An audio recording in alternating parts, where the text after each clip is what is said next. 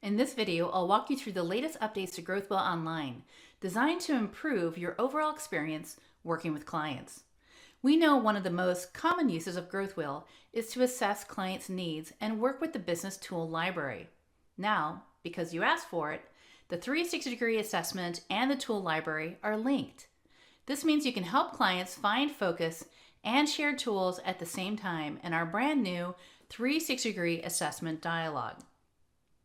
The 360-degree assessment has been redesigned with a new pop-up format and an auto-save feature for real-time updates. Once you create an assessment and select a focus area around the wheel, you will see suggested tools below that can help you work with your clients on those specific matters. Introducing the tool suggestion feature. After selecting a focus area, up to 5 areas in one assessment, the system will recommend relevant decision sheets, frameworks, and articles. These tools can be added directly to an email, making it easier to share valuable resources.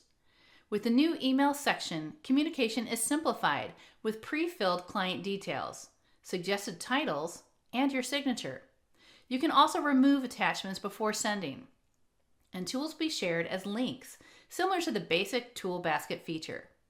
Additionally, you'll find a section for the action plan, allowing you to input decisions and actions directly, as well as a notes section with an expanded limit of up to 3,000 characters. You can now assign focus areas to specific notes, choose whether to share them with the clients, and export everything as a PDF. We hope these updates make your experience with GrowthWheel Online more efficient and straightforward. Thanks for watching, and we'll see you next time.